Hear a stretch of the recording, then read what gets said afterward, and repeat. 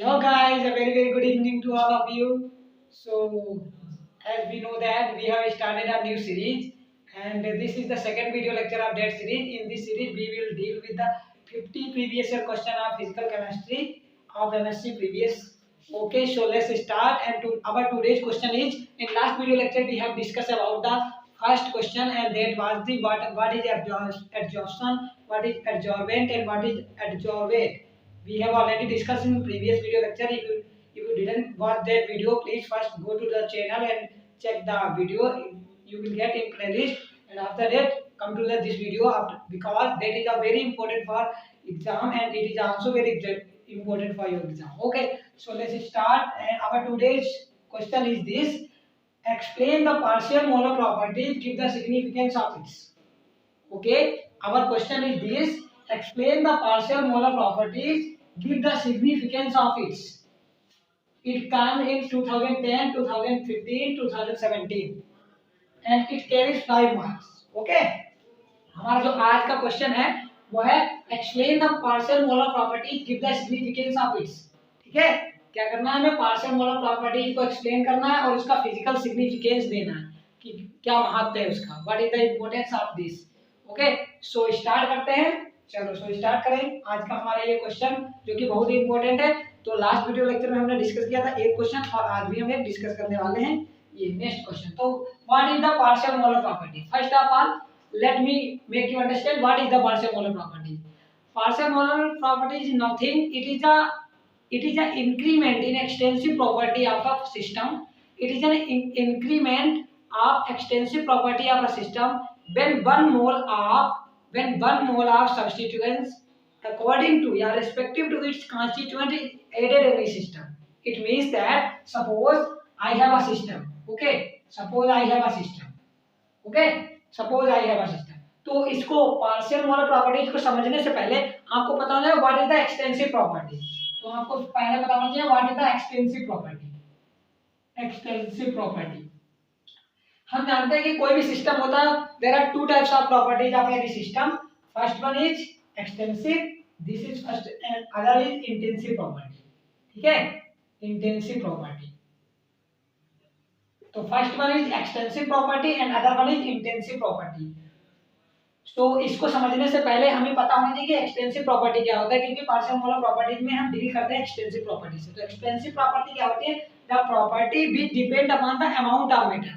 किसी सिस्टम के जो अमाउंट पे डिपेंड करती है वो सभी क्या कहलाएंगी, एक्सटेंसिव प्रॉपर्टी. और जो सिस्टम के अमाउंट से इंडिपेंडेंट होती है, जो सिस्टम के अमाउंट पर डिपेंड नहीं करती है, वो इंटेंसिव प्रॉपर्टी कहलाती है. जैसे मैं कहूँ डेंसिटी, रिफ्रैक्टिव इंडेक्स, इलास्टिसिटी और बहुत सारी चीजें हैं, विस्कोसिटी. तो ये सब क्या है, टेम्परेचर, ये सब क्या है, ये हमारी क्या है, इंटेंसिव प्रॉपर्टी है, क्योंकि ये अमाउंट ऑफ मैटर पर डिपेंड नहीं करती. ओके, ये अमाउंट ऑफ मैटर पर डिपेंड नहीं करते. जैसे चाहे हम एक बाल्टी पानी ले लें, चाहे एक ग्लास पानी ले लें, ठीक है, तो दोनों में पानी का जो घनत्व है वो क्या रहेगा, बराबर रहेगा. मतलब डेंसिटी क्या रहेगी, बराबर रहेगी, क्योंकि ये इसका मतलब ये पानी की मात्रा पर डिपेंड नहीं कर रही. It means that density is क्या, एक्सटेंसिव इंटेंसिव प्रॉपर्टी. ठीक है, जो अमाउंट ऑफ मैटर पर डिपेंड नहीं करेंगी वो intensive property, and which depend upon the amount of matter are known as extensive property. And extensive property for example जितनी भी एनर्जी है, दुनिया की जितनी भी एनर्जी है, यू ए जी एच, ये सभी क्या है, you internal energy, Helmholtz energy, Gibbs free energy, enthalpy, ये सब क्या है, जितनी भी एनर्जी है दुनिया की वो सभी क्या है, एक्सटेंसिव प्रॉपर्टी, क्योंकि अमाउंट ऑफ मैटर पर डिपेंड करती है. इंटरनल एनर्जी भी अमाउंट ऑफ मैटर पर डिपेंड करती है, क्योंकि जितने ज्यादा मॉलिक्यूल्स होंगे उतनी ज्यादा एनर्जी होगी. तो ये बात ध्यान रखो. ठीक है, तो एक्सटेंसिव प्रॉपर्टी क्या होंगी, जो अमाउंट ऑफ मैटर पर डिपेंड करें. जैसे एंट्रोपी होगी, ये सभी क्या है, जो भी स्टेट फंक्शन होते हैं approximately that are the extensive properties of matter. Okay, so अब हम देखते हैं, तो हमने समझ लिया कि एक्सटेंसिव प्रॉपर्टी क्या है. अब हम शुरू करते हैं कि पार्शियल मोलर प्रॉपर्टीज क्या होती है. देखो सब, ये मेरे पास कोई सिस्टम है और सिस्टम, ये कोई मेरे पास एक सिस्टम है. अब हमने क्या किया, इसकी कोई भी एक एक्सटेंसिव प्रॉपर्टी ले ली. क्या ले ली, कोई भी एक एक्सटेंसिव प्रॉपर्टी मैंने इसकी कंसीडर कर ली. मान लो एस, किसकी बात कर रहे हैं, एस की. तो एस एंट्रोपी है, अमाउंट ऑफ मैटर पर डिपेंड करेगी. जितने ज्यादा मॉलिक्यूल होंगे उतनी रैंडमनेस बढ़ेगी. Entropy, what is entropy, entropy is the measure of randomness. ठीक है। तो जितने ज्यादा मॉलिक्यूल होंगे, मतलब जितने सिस्टम में जितने ज्यादा मॉलिक्यूल होंगे उतनी ज्यादा रैंडमनेस बढ़ेगी, इसका मतलब एंट्रोपी बढ़ेगी। इसका मतलब एंट्रोपी अमाउंट ऑफ मैटर पर डिपेंड कर रही है, और जो अमाउंट ऑफ मैटर पर डिपेंड करती है वो क्या कहलाती है, extensive property. It means entropy is an extensive property. ठीक, तो हमने एक कंसीडर कर ली कि ये है हमारी एंट्रोपी, ठीक है। एंट्रोपी हमारी क्या है, एक एक्सटेंसिव प्रॉपर्टी हमने कंसीडर कर ली। अब हम क्या कह रहे हैं, मान लो this is an multi component system. कैसा, multi component. What is multi component, अगर मैं कहूं बाइनरी कंपोनेंट तो मतलब जो भी ये सिस्टम होगा, मान लो एस है, अगर ये मल्टी कंपोनेंट सिस्टम होगा तो यस ये जो फंक्शन होगा वो होगा T P n1 n2 n या ni, ठीक है।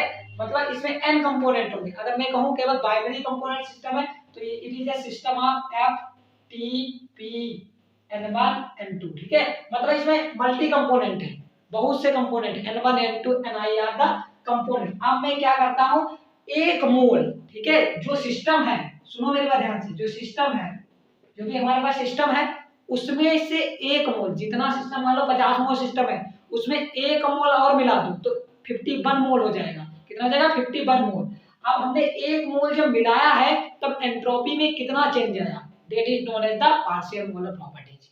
Okay, okay, understand what is the partial molar properties, the increment of extensive properties of a system when one mole of its respective constituents is added to it is known as the partial molar properties। Okay, so define करेंगे कैसे, लिख के दिखाता हूं कैसे इस प्रकार से लिख के आएंगे। तो ये था पार्शियल मोलर प्रॉपर्टीज। ओके, चलो हेडिंग आएगा partial molar properties. What is the partial molar properties, what is the partial molar properties, अब मैं डिफाइन करता हूं। तो हेडिंग लगाएंगे partial molar properties, partial molar properties, partial molar properties. As I have already told you, the increase in the extensive property, ठीक है, जो भी हमने एक मोल जो मिलाया है सिस्टम में तब उसकी जो एक्सटेंसिव प्रॉपर्टी है, कोई भी हो सकती है extensive property, Gibbs free energy, enthalpy, entropy, कोई भी हो सकती है एक्सटेंसिव प्रॉपर्टी, उसमें जितना चेंज आता है, जो भी चेंज आता है उसी को कहते हैं पार्शियल मोलर प्रॉपर्टी। तो लिखेंगे इसे किस प्रकार से, the increase in the extensive property of a system when one mole substance या one mole of its respective constituent is added to in it। okay, तो क्या लिखेंगे, the increment लिख लो, या the increase in the increase in the extensive property, the increase in the extensive property of a system,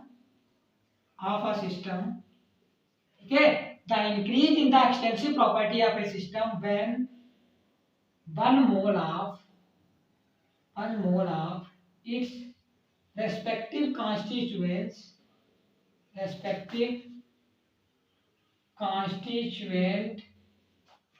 one mole of its respective constituent added in it, added to it या added in it, added in it is called partial molar property। are called partial molar properties,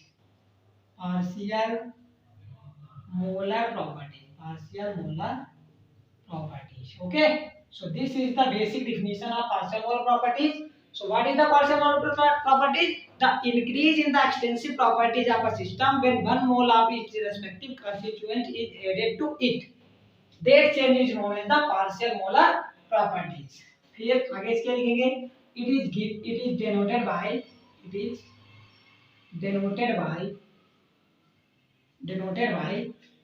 x bar, ठीक है, x बार, या बहुत सी books में इसको ऐसे भी दिया है x m t m, ठीक है, ऐसे भी दिया होता है। बहुत से इसके रिप्रेजेंट करने के अलग अलग वे होते हैं, but this is the appropriate way x बार, ठीक है।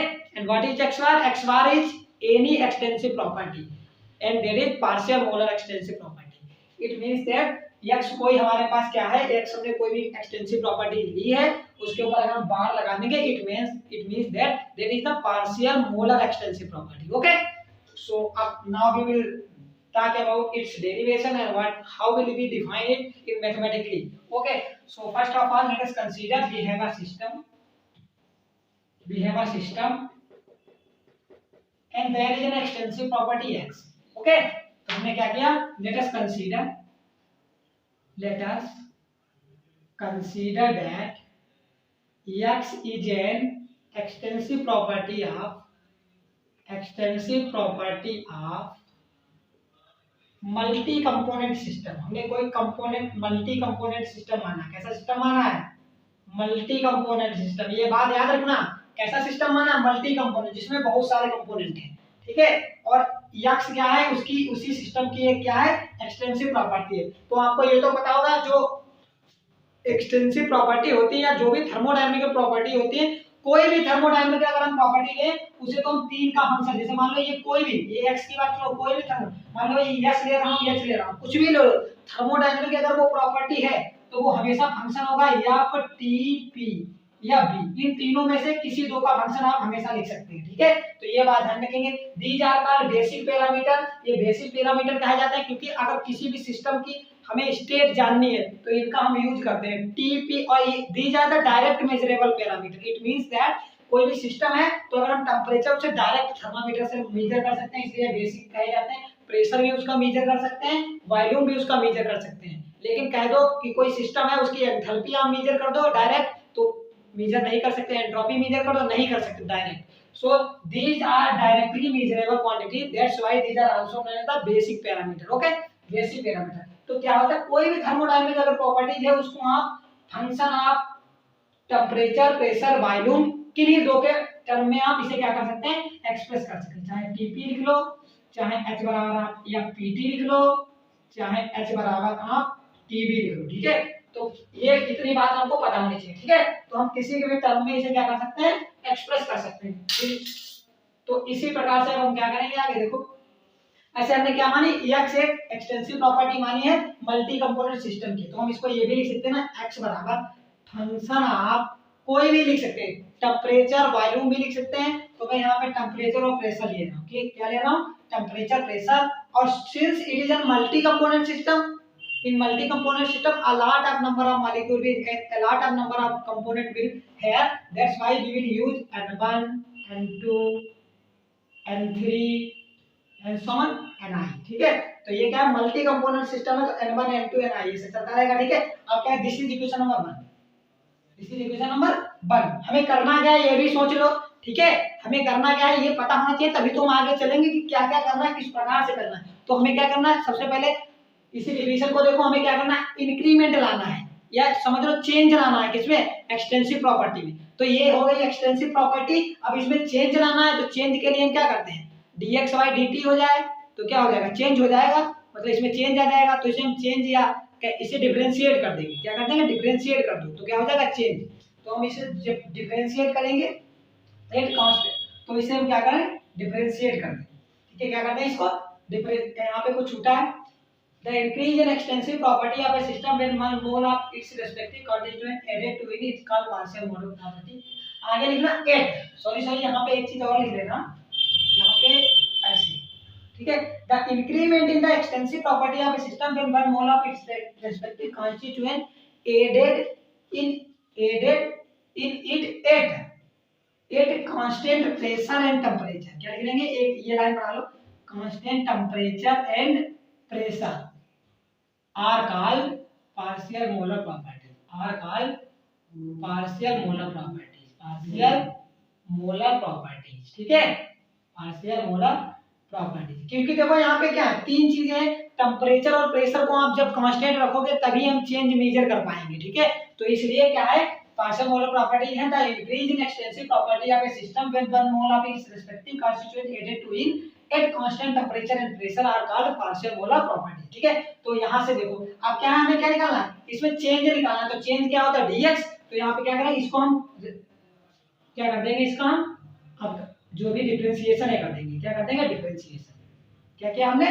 डिफरेंशिएशन किया। तो डिफरेंशिएशन कैसे करते हैं ये समझ लो।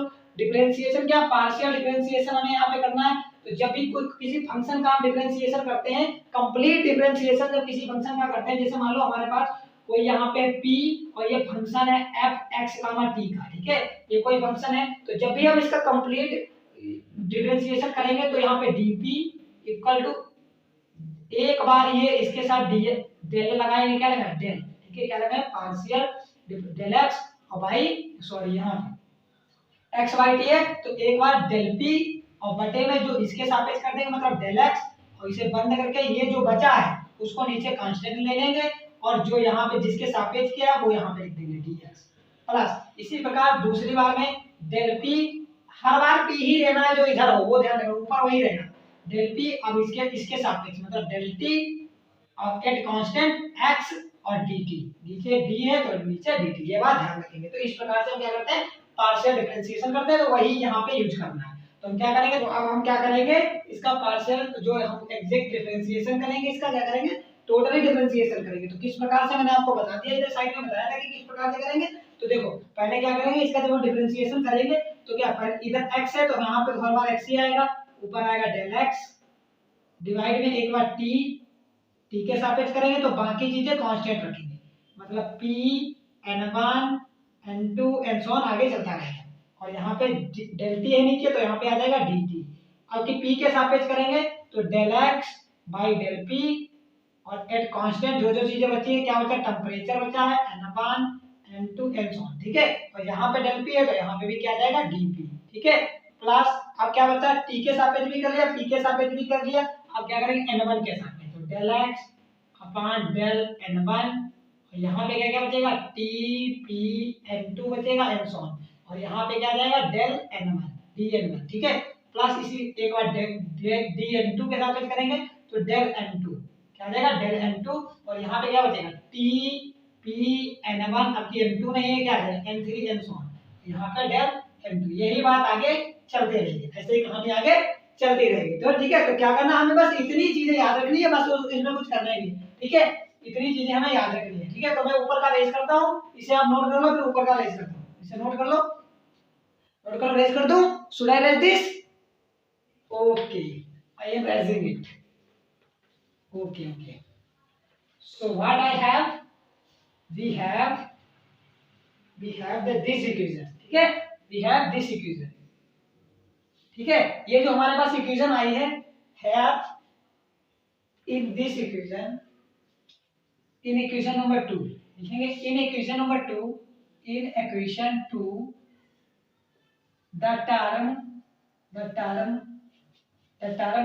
del x by del t at constant pressure, ठीक है, del x by del t at constant pressure, del x by del t at constant pressure, यहाँ पे ऐसे लिखते हैं। In equation second the term del n1, and what is this del n1 del x upon del n1 at constant n2 क्या है t p और यहाँ पे n2 and so on, plus del x upon del n2 क्या है t1 p sorry t p n1 and so on, क्योंकि यहाँ पे n1 यहाँ पे n2 है, plus del x by del n3 और यहाँ पे क्या होगा t p n1 n2 and so on, ठीक है। तो ये जो आगे का है n1 से लगा के स्टार्टिंग है, this is known as the partial molar property, this is known as partial molar property, partial molar property of system, ठीक है, partial molar property of a system, ठीक है, partial molar property of a system, property of a system, ठीक है। तो ये जो term है ये यहाँ से लेके आगे का इसे ही बोलते हैं partial molar property of a system. अब क्या करेंगे इसमें, क्या करेंगे हम देखो ध्यान से, इसे मैं करता हूं नीचे वाला, देखो क्या करेंगे इसमें पार्शियल मोलर प्रॉपर्टी, इसके बाद हम क्या करेंगे, इसके बाद मैंने कहा था पार्शियल मोलर प्रॉपर्टीज को हम x बार से किससे डिपेंड करते हैं, x बार से, तो हम क्या करेंगे यहाँ पर डेल n1 है with respect to first component, तो x1 इसे हम लिख लेंगे x1 बार, और x1 बार को हम इसको मान लेंगे del x upon del n1, और है क्या t p n2 n3 and so on, इसको मान लिया हमने x1 बार, ऐसे इसको मान लेंगे x2 बार, क्या मान लेंगे x2 बार, ये हम मान नहीं कंसीडर कर रहे हैं, ठीक है। तो del x upon del n2 यहाँ पे क्या जाएगा t p और यहाँ पे n1 आपकी n2 यहाँ पे आएगा तो n1 n3 and so on, ठीक है। इसी प्रकार इसको मान लेंगे x3 बार, तो ये आ जाएगा डेल x डिवाइडेड में डेल n3, बहुत ही इजी है, बस एक बार आप खुद से करके ट्राई करना हो जाएगा, ठीक है। t p n1 n2 और N3 है तो यहाँ पे N so, ठीक है। तो ये अब इनकी जगह पे हम क्या करेंगे, putting this value in equation number जो भी हमारी पहली इक्वेशन यहाँ पे जो इक्वेशन आई थी उसको फर्स्ट मान लेते हैं, ठीक है। Putting this value in previous equation, putting this value in equation number 2, ठीक है। Putting these value in equation number 2, ठीक है। इन इक्वेशन 2 में हमें these वैल्यू सब्स्टिट्यूट करेंगे, तो हम putting these in equation number 2 what we will get dx बराबर del x upon del p at constant temperature n1 n2 and so on, और यहाँ पे क्या था dp plus del x upon del t at constant pressure n1 n2 and so on, और यहाँ पे हमारा क्या था, यहाँ पे था हमारा डेल, यहाँ पे देखो मैं पहले वही इक्वेशन लिख देता हूँ एक बार, del x upon del n1 और यहाँ पे क्या था dn1 और यहाँ पे क्या था tp n2 and so on, इसी प्रकार प्लस यहाँ पे था del x by del n2 at constant pressure temperature n1 n3 and so on और and so on, यहाँ पे क्या था del n2 dn2, क्या था ये dn2, ठीक है। तो ये था, अब इसमें हमें क्या सब्स्टिट्यूट करना है, इसकी जगह पे हमें सब्स्टिट्यूट करना है, इसकी जगह पे ध्यान से देखो, जो del x upon del n1 है, ठीक है, जो del x upon del n1 है उसकी वैल्यू कितनी है, del x upon del n1 x1 बार, del x upon del n2 इसकी वैल्यू कितनी है x2 बार, इसकी वैल्यू x3 बार। तो यहाँ पे वो वैल्यू डालेंगे, ये इक्वेशन नंबर 2 थी हमारी, ये पीछे वाली इक्वेशन नंबर 2 यहाँ पे मैं दिखा रहा हूँ आपको, ठीक है। तो यहाँ पे क्या करेंगे, अब हम सब्स्टिट्यूट करते हैं तो क्या आएगा del x बराबर, ये तो ऐसे रहेगा, इसमें there will be no change, del x upon del p at constant temperature n1 n2 and so on, I did it dp plus del x upon del t at constant pressure n1 n2 and so on plus, यहाँ देखो ध्यान से, अब इसको हमने क्या माना, इस पूरे को del x upon del 1 at constant temperature pressure इसको हमने मान लिया x1 बार, तो ये हो जाएगा x1 बार और यहाँ पे dn1, ऐसे ये हो जाएगा x2 बार dn2, ये हो जाएगा x3 बार dn3 और and so on, ठीक है। तो ये आ गए, ठीक है। यहाँ से देखो दिस इज इक्वेशन नंबर, इसे हम इक्वेशन नंबर डालेंगे थर्ड, क्या डालेंगे इक्वेशन नंबर थर्ड, ठीक है। इसे नोट करो, फिर आगे बढ़ते हैं, इसे नोट करो इतना, फिर आगे बढ़े। Should I raise this? Okay okay okay, so we have two equations, this is our third equation. In third equation, let us remind that what was our definition, what was the partial molar property. I have already told you the partial molar property was the increment in the extensive properties of a system when one mole of its respective constituent is added to in it at constant temperature and pressure. किस पे? constant temperature और pressure पे जब हम एक मोल add करते हैं, तो अब हमें क्या करना है, constant temperature और pressure को constant रखना है, तो at constant temperature and pressure, at constant temperature and pressure, तो constant temperature और pressure पे क्या हो जाएगा, dt बराबर 0 और dp बराबर भी क्या हो जाएगा 0, तो वो इसमें थर्ड इक्वेशन में अप्लाई कर दो, तो इसमें जहां जहां पे dp है उसको 0 कर दो, तो यहाँ पे ये dt भी होगा, ठीक है, छूट गया, यहाँ पे भी dt होगा, ठीक है। तो यहाँ पे क्या, जहां जहां dt है उसको 0 कर दो, जहां जहां dp है उसको 0 कर दो इक्वेशन नंबर थर्ड में। तो क्या करेंगे, इक्वेशन नंबर थर्ड में del x और कांस्टेंट प्रेशर और टेम्परेचर में बात कर रहे हैं, तो यहाँ पे लगा देंगे, यहाँ पे देखो जैसे dp की वैल्यू डालोगे तो del x upon del p multiplied with 0, तो ये हो जाएगा 0, ठीक है, तो ये हो गया 0, यहाँ पे लिख लेता हूँ एक बार, प्लस ऐसे यहाँ पे del t इसकी वैल्यू भी 0, तो ये भी पूरा हो गया 0, और ये क्या बचेगा हमारा, केवल यही बचेगा x1 बार dn1 प्लस x2 बार dn2 प्लस x3 बार dn3 और प्लस and so on, ठीक है। I will page it. Okay, ठीक है। तो we have this equation and we can simplify it. Del x upon pt equal to x1 bar dn1 plus x2 bar dn2 plus x3 bar dn3 and so on, ठीक है। तो इससे पता लग रहा है from above equation this is our final equation, this is our final equation. Let us suppose this is equation number star, okay. So from equation star it is clear that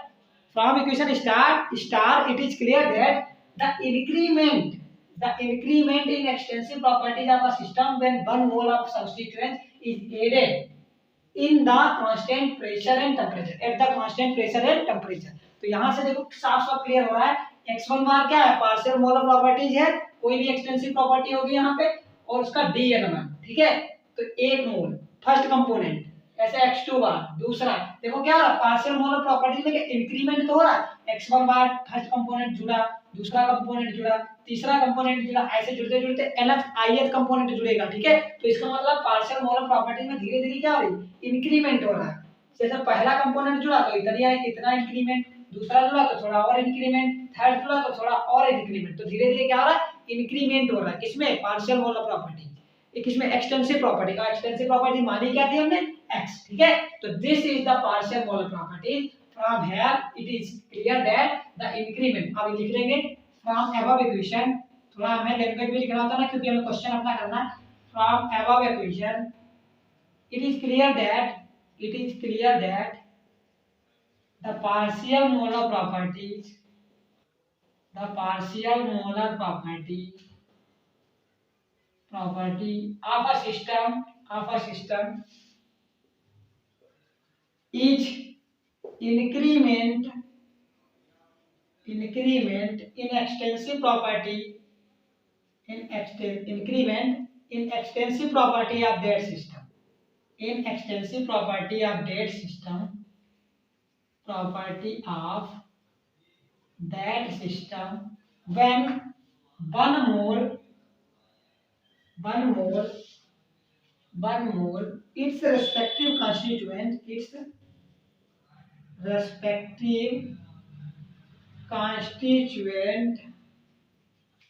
added in it at constant temperature and pressure, ठीक है। तो यहाँ से ये चीज clear हो गई, देखो कांस्टेंट टेम्परेचर और प्रेशर पे यहाँ पे लगाना चाहो या ना लगा वो तो मुझे पता ही है, ठीक है। यहाँ पे तो ये कांस्टेंट टेम्परेचर और प्रेशर, यहाँ पे सॉरी ये यहाँ पे डेलक्स नहीं होगा, यहाँ पे हम dx की बात करते हैं, यहाँ पे आप इस सुधार लेना, चेंज कर लेना, ठीक है, dx। तो ये this is constant pressure and temperature, so this was partial molar property, ठीक है। यहाँ से ये क्लियर भी है, from above equation it is clear that the partial molar properties increment, तो कुछ नहीं है partial molar properties. Partial molar properties क्या है, मैंने आपको सिंपली समझा दिया कि पार्शियल मोलर प्रॉपर्टीज क्या है, द इंक्रीमेंट मतलब बढ़ोतरी, change, the increment in extensive property, और एक्सटेंसिव प्रॉपर्टी क्या होती है वो भी मैंने समझा दिया, जो क्या है अमाउंट ऑफ मैटर पर डिपेंड करती है, वो होती है एक्सटेंसिव प्रॉपर्टी। और किसका अमाउंट ऑफ मैटर, सिस्टम का, क्योंकि हम थर्मोडायनामिक्स की बात कर रहे हैं। तो क्या है, the increment in the extensive properties of matter when one mole of it's respective constituent. अब कुछ लोगों को ये रेस्पेक्टिव कांस्टीट्यूएंट नहीं समझ में आता है, देख लो जैसे कोई सिस्टम है, यहाँ पे कोई सिस्टम है, तो जो हमने सिस्टम लिया है, ये सिस्टम जिससे मिलके बना है उसी को तो उसके कांस्टीट्यूएंट्स कहेंगे, क्या कहेंगे, कांस्टीट्यूएंट, या आप ये बोलते हैं कांस्टीट्यूएंट। तो जो सिस्टम लिया है उसी वैसा ही सिस्टम जोड़ो, मतलब 5 मोल लिए हैं सिस्टम, मान लो 5 मोल गैस का एक सिस्टम है, तो उसमें 1 मोल गैस ही और जोड़ो, ये नहीं लिक्विड डाल दिया उसमें, then we will not define the partial molar property there, okay। So that was the mean by constituent. From here now you will able to understand what was the partial molar property. Simply in your exam you can simply write on the notes on it, and what was this, first of all you will write the definition of partial molar property, and what is the definition, the increase in extensive properties of a system when one mole of its substituents in 1 mole of substituent या corresponding substituent in 1 mole of substance corresponding to its respective constituent is added to in it at constant pressure and temperature, that is called partial molar properties, okay।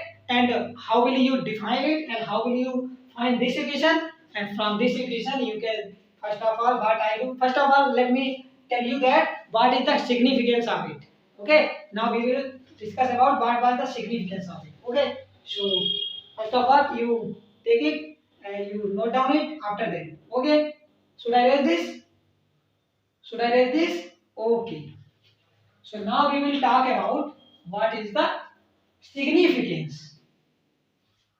So now you will highlight significance of partial molar properties, partial molar property, ठीक है। तो हमें क्या बताना है, significance बताना है, ठीक है। क्या बताना है, सिग्निफिकेंस। तो फर्स्ट सिग्निफिकेंस क्या है, it is used to find chemical potential,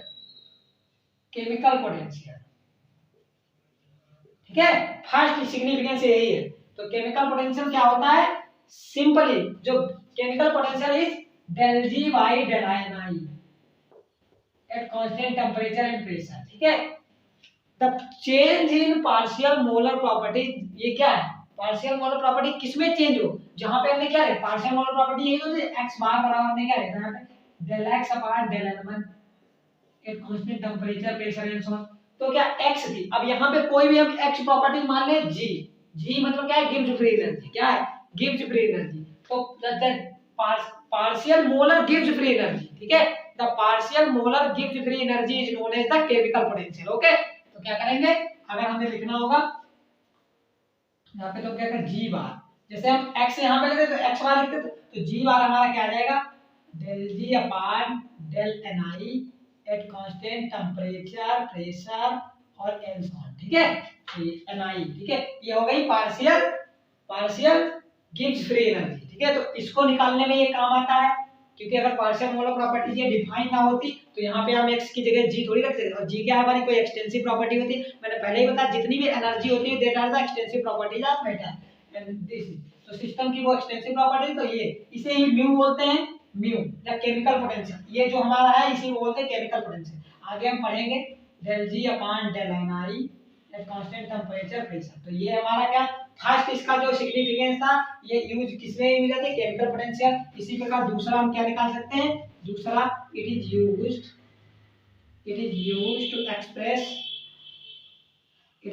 to express the enthalpy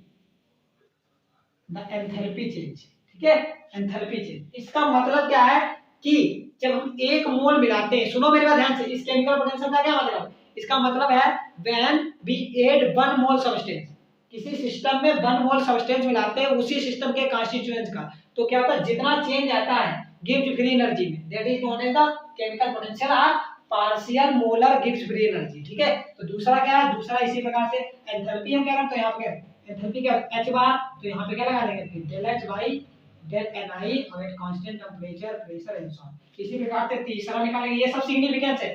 तीसरा और भी इट इज यूज्ड, आगे लिख लेना, ये भाषा लिख लेना, it is used to express. तीसरी हम बात करें किसकी, एंट्रोपी की। तो पार्शियल एंट्रोपी क्या आ जाएगी, पार्शियल मोलर एंट्रोपी क्या आ जाएगी del s upon del ni, ये n1 नहीं लिखा, ni मतलब कोई भी कंपोनेंट हो सकता है, एक कंपोनेंट दो कंपोनेंट जो भी हो, क्योंकि मल्टी कंपोनेंट सिस्टम आना है तो Tp, यहाँ पे ये बन नहीं है कामा लगा है, ठीक है, Tp, ठीक है। तो ये हो गई, इसके भी काम आती है, और किसके काम आती है, एक और एनर्जी होती है हेल्महोल्ट्ज़। तो पार्शियल मोलर हेल्महोल्ट्ज़ एनर्जी होती है, तो इसके भी काम आएगी del a upon del ni at constant temperature and pressure. Yes निकाल लिया, g भी निकाल लिया, यस भी निकाल लिया, और एक इंटरनल एनर्जी भी निकाल लो। तो u बार बराबर क्या आ जाएगा del u upon del ni at constant temperature और प्रेशर, ठीक है। तो ये सब हमारा क्या था, फिजिकल सिग्निफिकेंस था। यहाँ से हम इतनी सारी चीजों की वैल्यू निकाल सकते हैं। तो पार्शियल मोलर प्रॉपर्टीज क्या था, आई होप हमको अब अच्छे से क्लियर हो गया। और एक बार मैं रिवीजन दे देता हूँ कि क्या होता है, बस उसके बाद ये हमारा क्वेश्चन पूरा हो चुका है, ठीक है। इसी प्रकार से आपको लिख के आना है, बस थोड़ी अपनी लैंग्वेज बढ़ाने है, लैंग्वेज में कुछ नहीं बढ़ाना। अगर आप इतना भी अच्छे से लिख के आओगे तो आपको मार्क्स मिल जाएंगे, ठीक है। तो क्या है, it is used to find the chemical potential. तो केमिकल पोटेंशियल किस प्रकार से फाइंड किया जाता है, जहां पे x एक्सटेंसिव प्रॉपर्टी थी उसको हमने जब g से रिप्लेस कर दिया तो इसी को बोलते हैं केमिकल पोटेंशियल। फिर दूसरा, इसको h से रिप्लेस कर दो, एक बार s से रिप्लेस कर दो, a से रिप्लेस कर दो, u से रिप्लेस कर दो, जहां जहां x होगा वहां ये कर दो। तो ये हमारे क्या इनके काम आता है, इन सभी को निकालने के काम, ठीक है। अब एक बार हम रिवाइज कर लेते हैं, तो इसे नोट कर लो, हमारा क्वेश्चन कंप्लीट हो चुका है, ठीक है। चलो सो देखते हैं। Okay, now we will revise and what we have studied. So हमारा जो क्वेश्चन था, question was this, what are the partial molar properties, give its significance. तो हमारा क्वेश्चन कंप्लीट हो गया है, किस प्रकार से लिखना है वो भी मैंने बता दिया। तो हम एक बार जस्ट रिवाइज कर लेते हैं फटाफट से। तो मैंने सबसे पहले कहा कि पार्शियल मोलर प्रॉपर्टीज क्या होती हैं। तो किसी भी सिस्टम की कोई भी एक्सटेंसिव प्रॉपर्टी है, एक्सटेंसिव प्रॉपर्टी क्या होती है वो भी बताई, जो अमाउंट ऑफ मैटर पर डिपेंड करे, जितना ज्यादा सिस्टम लोगे प्रॉपर्टी उतनी ज्यादा होगी, वो चीज, ठीक है। तो वो सभी क्या है, हमारी एक्सटेंसिव प्रॉपर्टी है। और जो अमाउंट ऑफ मैटर पर डिपेंड नहीं करती है, इंटेंसिव प्रॉपर्टी है, उन्हें क्या बोलते हैं, इंटेंसिव प्रॉपर्टी। जो अमाउंट ऑफ मैटर पर डिपेंड नहीं करेंगे उन्हें इंटेंसिव प्रॉपर्टी बोलते हैं सिस्टम की। तो मैंने बताया कि पार्शियल मोलर प्रॉपर्टीज क्या है। पार्शियल मोलर प्रॉपर्टी कुछ नहीं है, the increase in the extensive property of a system when one mole of its respective constituent to added to in it और एट कहाँ, कांस्टेंट टेम्परेचर एंड प्रेशर। ठीक है, जब कांस्टेंट टेम्परेचर और pressure पर हम क्या करते हैं, किसी भी सिस्टम के जिस कॉन्स्टिट्यूएंट से सिस्टम बना है उसी कॉन्स्टिट्यूएंट के एक मोल को हम उस सिस्टम में मिलाते हैं कांस्टेंट टेम्परेचर और प्रेशर में, तो जितना भी चेंज आता है उसकी एक्सटेंसिव प्रॉपर्टी मतलब एक ही थोड़ी होती सिस्टम की, entropy, Gibbs free energy, internal, इनमें जितना जितना चेंज आता है उसी को हम बोलते हैं क्या, पार्शियल मोलर प्रॉपर्टीज। ठीक है, तो पार्शियल मोलर प्रॉपर्टी हमने ये आपको बताया किस प्रकार से एक्सप्रेशन करना है, वो भी मैं एक बार से यहाँ पे फटाफट से रिवाइज करा देता हूँ। ठीक है, तो सबसे पहले हमने क्या किया, सबसे पहले हमने कोई सिस्टम मान लिया था और उस सिस्टम की हमने क्या कही, ऐसा सिस्टम माना जो क्या हो, जो सिस्टम क्या हो, जो मल्टी कंपोनेंट हो, जो मल्टी कंपोनेंट हो, दो सिस्टम नाम हो, बहुत से कंपोनेंट हो। तो हमने कहा जितनी भी थर्मोडायनामिक प्रॉपर्टी है उनको आप टेम्परेचर, प्रेशर, वॉल्यूम किसी के भी टर्म में आप क्या कर सकते हैं, एक्सप्रेस कर सकते हैं। क्या कर सकते हैं, एक्सप्रेस कर दे। अगर यहाँ पे मैंने टेम्परेचर और प्रेशर लिया था, आप टेम्परेचर और अगर वॉल्यूम लेंगे तो आपको जो है यहाँ पे कांस्टेंट टेम्परेचर और वॉल्यूम किया था, टेम्परेचर और प्रेशर किया था, वहाँ पे टेम्परेचर और वॉल्यूम कांस्टेंट करना पड़ेगा, क्योंकि किन्हीं भी प्रॉपर्टीज की स्टडी करने के लिए हमें टेम्परेचर और प्रेशर को क्या करना पड़ता है, कांस्टेंट करना पड़ता है। मान लो कोई भी सिस्टम है उसके अंदर अगर आपको क्या करना है, मॉलिक्यूल्स की मतलब जानना है कि कितने कंपोनेंट है वहां पे। ठीक है, तो आप टेम्परेचर और प्रेशर को क्या करोगे, पहले टेम्परेचर और प्रेशर को कंट्रोल में रखोगे, कांस्टेंट रखोगे, क्योंकि टेम्परेचर और प्रेशर बढ़ने के साथ धीरे धीरे क्या होने उनकी काइनेटिक एनर्जी मॉलिक्यूल्स की बढ़ने लगती है, जिससे वो हमें डिस्टरबेंस करेंगे, हम कैलकुलेट नहीं कर पाएंगे। ठीक है, तो ये बात ध्यान रखो। तो हमने कहा कोई भी एक्सटेंसिव प्रॉपर्टी मान ली थी सिस्टम की एक्स, और ये किस पे डिपेंड करेगा, T P n1 n2 n so इस पे डिपेंड करेगी। फिर हमने कहा इसमें कुछ नहीं करना, आपको इसका क्या कर देना, एक बार सीधे सीधे क्या कर दो, इसका डिफरेंशिएशन कर दो, क्योंकि हमें चेंज निकालना है। तो dx बराबर मैंने कहा चेंज कैसे करोगे, ऊपर यही लिखना है del x, एक बार del t लिख दो और यहाँ पे क्या जो भी ये जो बचा है वो लिख दो, p n1 n2 बचेगा यहाँ पे।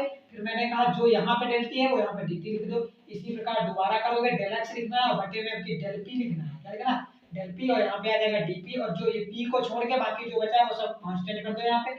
इसी प्रकार से एक बार हमने कहा del x, अब n1 की बारी आई तो n1 यहाँ पे कर दिया और जो भी कांस्टेंट बचा है वो रख दो यहाँ पे dn1। ठीक है, तो ऐसे ऐसे चलता रहेगा, मैंने ये बात बताई। फिर मैंने कहा ये जो यहाँ पे चेंज आया है n1 n2 वाला, जो ये change del x upon del n1, ठीक है, ये जो del x upon del n1 एक कांस्टेंट कहाँ कहाँ आया होगा, t p n2 and so on, इसी को हमने बोल दिया था x1 बार, इसको हमने मान लिया।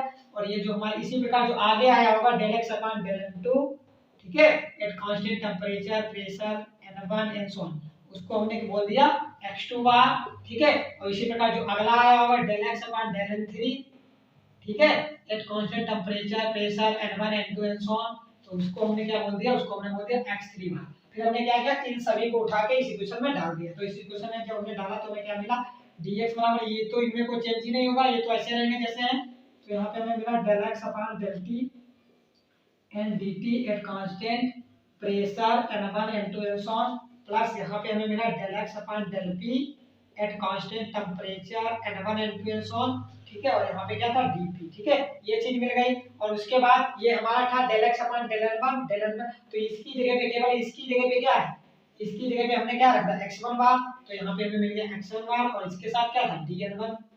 ठीक है, प्लस इसी प्रकार अगला होगा तो उसके पास होगा x2 बार dn2, इसी प्रकार अगला होगा x3 बार, उसके पास होगा dn3, और मल्टी कंपोनेंट सिस्टम है तो आगे ऐसे ही चलता जाएगा। ठीक है, तो फिर ये हमने इतनी बातें की। ठीक है, इतनी बातें करने के बाद फिर हमने क्या किया, फिर हमने कहा इसको, क्योंकि हमने जो डेफिनेशन पढ़ी है उसमें कांस्टेंट टेम्परेचर और प्रेशर पे हमें मिलाना था, तभी हम ऑब्जर्व कर पाएंगे इसे। तो हमने क्या किया, कांस्टेंट टेम्परेचर और प्रेशर कर दिया। जब हमने प्रेशर को कांस्टेंट किया तो dp बराबर 0, मतलब ये वाला 0 हो गया, और जब हमने टेम्परेचर को कांस्टेंट किया तो ये वाला 0 हो गया। तो ये चीज तो इतनी हमारी 0 हो गई। तो हमारे पास जो इक्वेशन बची del x, और क्योंकि कांस्टेंट टेम्परेचर और प्रेशर पे तो इसके नीचे टेम्परेचर और प्रेशर लिख दिया, और बचा क्या x1 बार dn1 प्लस x2 बार dn2 प्लस x3 बार dn3 और एंड सो ऑन। ये हमारी आ गई थी इक्वेशन। ठीक है, तो कुछ नहीं है, बस यहाँ से देखो दो टर्म में दो बार लिखोगे याद हो जाएगी। ठीक है, तो कुछ करना, याद करना भी बहुत इजी है ना, बिल्कुल इजी। बस लेकिन क्या होना चाहिए इसके लिए, आपको जो वीडियो लेक्चर देख रहे हो कॉपी पे लेके बैठो, साथ में लिखो, एक बार रिवाइज करो, क्योंकि सिर्फ वीडियो लेक्चर देखने से कुछ नहीं होगा, जब तक आप रिवाइज नहीं करोगे I can't do anything. Okay, so first of all it is your duty to have a copy and pen when you are watching my video. Okay, so this is the all about the partial molar property. हमारा जो question था वो हमारा solve हो गया है और इसके सिग्निफिकेंस भी मैंने आपको बता दिए। तो अब आप ये 5 नंबर लेने के हकदार हो गए हैं। ठीक है, तो अब हम मिलेंगे नेक्स्ट वीडियो लेक्चर में। We will meet in next video lecture. Till then, carry on with your study. All the very best. Bye bye. Take care everyone.